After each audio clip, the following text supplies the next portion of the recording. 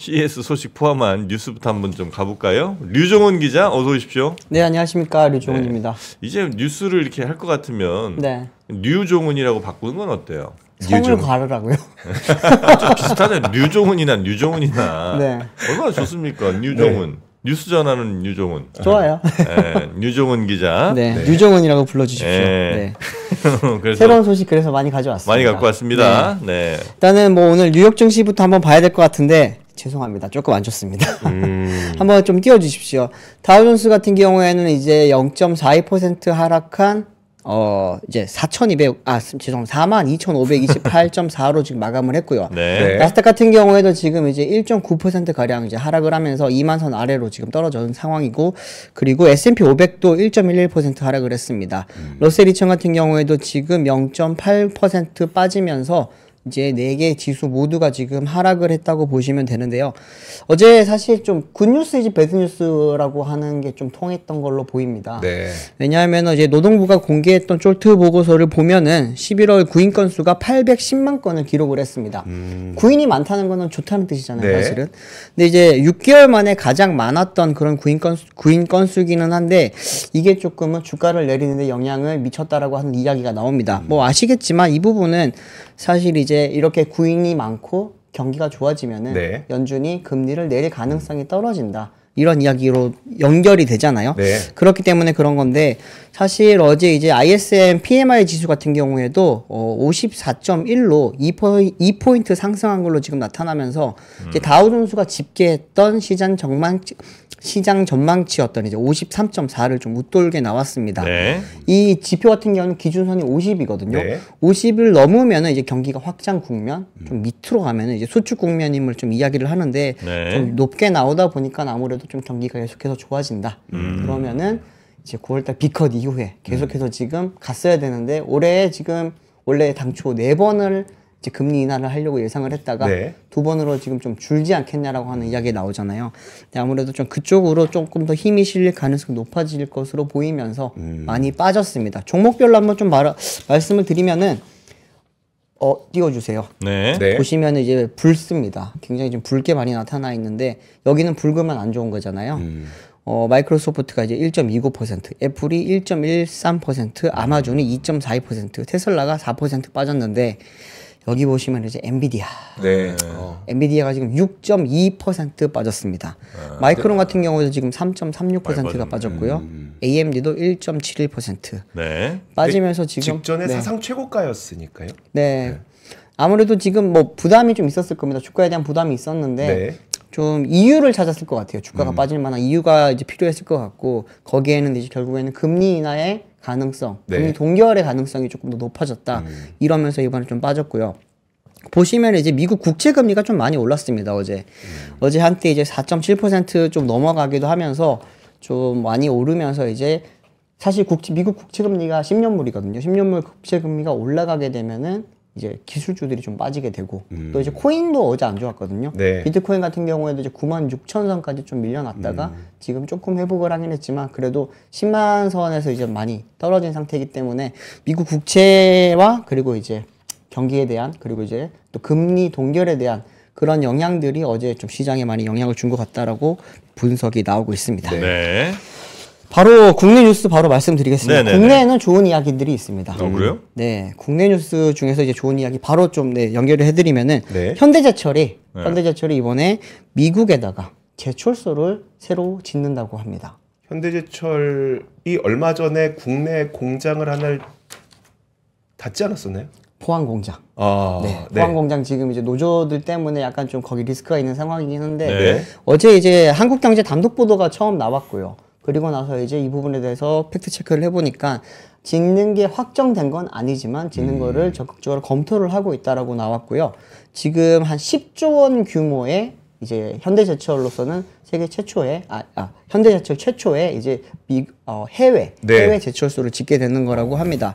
뭐 이거 보시면 바로 딱 떠오르는 게 결국에는 미국에 있는 현대자동차와 기아의 공장에 철판을 좀 공급을 하기 위해서 이번에 짓는 게 아니겠느냐라고 지금 이렇게 보이기는 하는데, 구체적으로 조금 말씀을 드리면 현재 이제 현대제철이 미국 텍사스, 조지아, 루이지애나 등 이제 미국의 여러 주와 지금 접촉을 해서 투자에 관한 지금 이야기를 나누고 있고요. 네. 한국경제보도에서는 지금 루이지애나 뉴올리언스 인근 지역을 지금 가장 유력한 후보로 검토하고 있는 것으로 지금 알려져 있기는 한데 여기에서는 이제 검토는 하고 있는 거는 맞지만 아직까지는 결정이 된 건 아니다라고 이야기를 하고 있습니다. 표 하나 좀 보면서 말씀을 드릴게요. 네. 지금 여기 표에 보시면 지도가 있는데 현대자동차 그룹의 메타플랜트 아메리카라고 하는 그 이제 전기차 전용 공장이었다가 친환경차 전용 공장 바뀐 곳 있죠. 여기가 지금 여기 조지아에 있고요. 네. 그리고 기아의 조지아 공장이 여기 있습니다. 그리고 엘라바마에 현대차 공장이 있거든요. 이 엘라바마와 조지아가 붙어 있다 보니까 이렇게 지금 시너지를 낼 것이다라고 하는데 그러면은 여기에 공급할 수 있는 철판을 현지에서 조달할 수 있게 되면 좋지 않겠냐라고 네. 하는 이야기 나오면서 지금 현대제철이 이종에 어디 한 곳에 지금 짓겠다라고 하는 후보지들입니다. 네. 근데 다들 조지아에 지으면 더 좋지 않겠냐라고 하는데 조지아에서는 아무래도 주에서 제공하는 그런 이제 베네핏이 굉장히 중요한데 그곳보다는 루이지애나가 조금 더 적극적이다 보니까 아무래도 좀 거기가 훨씬 좀 유력하겠다라고 하는 이야기가 나오는 거고요. 총 투자 비용은 한 70억 달러, 한 10조 원 정도로 지금 예상이 된다고 합니다. 근데 이게 사실은 현대차 그룹에서 이걸 짓는 이유는 뭐 현지 조달도 있겠지만 네. 누가 봐도 트럼프를 위한 선물이라고 지금 생각이 들 수밖에 없잖아요. 트럼프 대통령이 취임을 하는 거에 맞춰서 발표한 것도 있고 네. 트럼프 대통령 취임을 하고 나서 이제 거기에 새롭게 신규 공장을 짓는다는 것 자체는 해외 자금을 조달했다라는 그런 이제 의미도 있기 때문에 거기에 대해 10조짜리 지금 선물을 현대차 그룹에서 주는 것이다라고 하는 이야기들이 지금 조금 네. 나오고 있는 상황입니다. 또 뭐 실질적으로 이제 그거 말고도 다른 의미도 가질 수가 있는 게 현재 지금 한국이 대미 수출을 하고 있는 그 철강이 있잖아요. 네. 쿼터제에 지금 이미 딱 걸려 있는 상황이라고 합니다. 그러다 보니까 이제 추가적으로 가져갈 수도 없기 때문에 네. 여기서 현지에서 지어서 조달을 하게 되면은 뭐 여러모로 현대차 그러네요. 그룹에 좀 많이 도움이 되지 않겠나 그런 이야기들이 지금 나오고 있습니다. 네. 현대제철이 이제 지난해 한 1869만 톤을 지금 생산을 했다고 하는데 미국에서 이번에 짓게 되면은 한 연간 30만에서 50만 대 정도의 지금 분량의 철강 철판을 그리고 네. 이번에 공급을 할 수 있게 될 거라고 하고요. 한번 제가 미국에 근데 철강 공장 지어서 그 채산성이 나오나? 제가 그래서 한번 알아봤어요. 네. 이게 최근에 한번 지은 게 있나 봤더니 US 스틸이 지금 예. 2022년도 때 하나 새로 짓고 있는 게 있고요. 예. 또 하나가 또 짓고 있는 게 있어 한 2개 정도가 지금 신규로 건설 중인 게 있는데 그래요. 아무래도 이제 현대제철 같은 경우에는 그들과 되게 경쟁을 해서 이겨야 되다 보니까 뭐 전기로로 이번에 좀 지을 예정이다로 이야기가 나오고 있고 이게 아마 현대차 입장에서는 원료 조달이 굉장히 좀 원활해지면은 네. 생산성이 좀 많이 높아질 가능성이 있다고 보고 있습니다. 네. 제철은 별로 얘기 안 나더라도 그 미국의 공장에 있는 현대차 그렇죠. 여기에는 좀 더 도움이 될 수 있겠다. 그렇죠. 그 정도라면 네. 알겠습니다. 근데 워낙 미국에 이제 공장 이렇게 들어갔다가 네. 쉽지 않은 경우들을 이제 우리가 종종 좀 보게 되니까 또 예상도 되고 그렇죠. 그래서 그냥 트럼프 있을 때는 우리 공장 지을 거라고 얘기 열심히 하다가 쓱 그냥 나중에 또 뭐 관세 이런 게 또 다 좀 되돌아갈 수 있잖아요. 네. 그 부분에 대해서도 지금 많이 우려를 하는데 네. 어제 이제 상임위원 그 상원의 상임위원장들이 어제 다 결정이 됐거든요. 네. 그 중에서 이제 재무위원 쪽에서 결정이 된 분이 IRA라든지 이런 것에 대해서 굉장히 좀 철폐를 하고 미국의 친환경차 보조금 주는 것에 대해서 굉장히 좀 부정적인 상황이라고 합니다. 외교부 죄송합니다. 네. 외교위원회라고 하나요? 네. 네. 위원장 같은 경우에도 지금 그 굉장히 좀 쉽게 말씀드리면 굉장히 좀 보수적이고 강경. 강경한 쪽이다 보니까 관세 정책을 굉장히 관철시키려고 하는 쪽의 사람이 되다 보니까 그런 부분에 있어서는 어쨌든 그 트럼프 행정부 안에서는 굉장히 네. 좀 크게 유효하게 작용할 것으로 보이고요. 또 하나는 이제 현대차가 지금 현대차, 기아뿐만이 아니라 GM이랑도 최근에 이제 또 협력 관계를 넓혔잖아요. 네. 네. 그렇기 때문에 GM 같은 경우에도 지금 차량에 대한 철판이 많이 필요하기 때문에 이런 부분까지 합치면 한 120만 대 가량의 지금 수요가 발생할 수 있을 걸로 지금 예상이 나오고 있고 네. 그렇게 되면 한 300만 톤에서 500만 톤까지도 생산을 할 수 있게 될 거다라고 하는 그런 이야기도 있기 때문에 현대제철 입장에서는 새롭게 좀 새로운 시장을 개척한 것이고 네. 현대차 그룹의 입장에서 봤을 때는 이제 원가 절감을 할 수 있는 좀 새로운 기회가 됐다. 그리고 외교부 쪽으로 우리 이제 또 미국 트럼프 대통령을 위한 좀 어쩌면 선물로서 생색내기용으로 좀 잘 될 수 있을 것 같다. 이런 이야기가 나옵니다. 근데 이제 뭐 현대차는 뭐 아시겠지만 작년 기준으로 한 4위 정도의 지금 미국 시장에서 판매량을 네. 기록을 했습니다. 한번 살펴보니까 지금 이제 1위가 GM이었습니다. GM이 268만 9천 대, 도요타가 이제 233만 2천 대, 포드가 이제 206만 대 정도 기록을 했고, 현대차가 이제 170만 대 좀 넘게 팔면서 4등을 기록을 네. 했다고 합니다. 그렇기 때문에 이제 뭐 앞에 말씀드렸던 회사들이 도요타가 끼어 있긴 하지만 토요타 같은 경우에는 미국의 공장이 워낙 많기 때문에 다들 뭐 미국 회사나 다름없는 걸로. 아, 그래요? 네, 토요타 아메리카는 사실상 미국 회사이기 때문에 네. 그런 부분에 있어서 이제 현대차가 그래도 좀 잘하고 있는 편이기 때문에 여기에 좀 많은 도움을 주지 않겠나 그런 분석이 나옵니다. 네. 자, 두 번째 뉴스도 한번 가보겠습니다. 네, 두 번째 뉴스는 조금 안 좋습니다. 네. 우리가 뭔데요? 지금 주식 시장이 작년에 안 좋았잖아요. 네. 작년에 안 좋으면서 이제 우리 개인 투자자분들 굉장히 많이 힘들었었는데 그러면서 이제 시가총액이 많이 빠졌잖아요. 네. 그러다 보니까 대기업들의 시가총액도 굉장히 많이 빠진 걸로 나오더라고요. 이 부분을 지금 CEO 스코어라고 하는 이제 데이터 연구소에서 좀 조사한 바가 있는데요. 한번 보시면은 대기업 집단의 이제 시가총액이 총 257조 원 가량, 250조 원 가량 지금 감소를 했다라고 합니다. 네. 여기서 증발을 했다라는 표현을 쓰기는 하는데 그 정도 지금 많이 줄어들었다고 하고 대기업 이제 집단별로 봤을 때, 쉽게 말하면 그룹별로 봤을 때는 삼성그룹이 가장 크게 지금 많이 감소를 했습니다. 네. 166조 7,496억 원을 줄면서 감소율이 한 23.5%였고요. 근데 율로 봤을 때는 에코프로 그룹이 가장 많이 빠졌습니다. 지금 35조 7,773억 원이 빠졌는데 이제 퍼센테이지로 따져보니까 60% 이상 지금 감소한 걸로 나타나고요. 포스코 그룹도 마찬가지입니다. 포스코 그룹 같은 경우에는 51조 원 이상 줄었고요. 감소율이 54.7%. LG가 45조 원 이상 줄면서 마이너스 23.9%. 이제 카카오 같은 경우에도 15조 원 이상 줄면서 30.2% 가량 지금 줄어든 상황이라고 보시면 될 것 같습니다. 삼성그룹은 많이들 지금 예상을 하시죠. 삼성전자가 워낙 주가가 안 좋았다 보니까 삼성전자 때문에 많이 빠졌다고 보실 수가 있는데 삼성전자뿐만이 아니라 지금 SDI 같은 경우에도 지금 15조 5천 그리고 이제 삼성물산도 3조 6천억 원, 삼성 SDS도 3조 2천억 원, 이 정도가 지금 많이 줄었다고 하고요. 근데 삼성생명이라든지 삼성화재라든지 삼성중공업 이런 데서는 한 3조에서 5조 원 가량 시가총액이 늘었지만 네. 워낙 앞에서 많이 줄었기 때문에 전혀 뭐 영향을 많이 못 준 걸로 나타납니다. 아까 보시면은 여기에서 이제 많이 주는 회사들이 포스코, LG, 에코프로가 있거든요. 네. 공통적인 게 뭐냐면은 2차 전지입니다. 2차 전지 관련주기 때문에 에코프로와 포스코는 아시겠지만 뭐 소재 쪽이고요. 네. LG는 LG 화학도 있지만 LG 에너지 솔루션도 있다 보니까 이제 2차 전지 관련된 주들이 좀 많이 줄면서 좀 안 좋았던 걸로 나타납니다. 대기업 전체로 한번 보시면은 그룹별 시가총액 규모가 상위 10곳이 삼성, LG, SK, 현대차, 포스코, 에코프로, 카카오, 셀트리온, 네이버, HD현대 이 순으로 지금 2023년도 말이었는데 네. 작년에 조금 바뀌었습니다.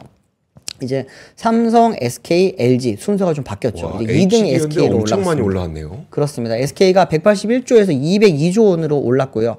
현대차 같은 경우에는 이제 1조 원 가량 늘었지만 그래도 순위는 변화가 없었고 이제 HD 현대가 5위로 올랐습니다. 10위에서.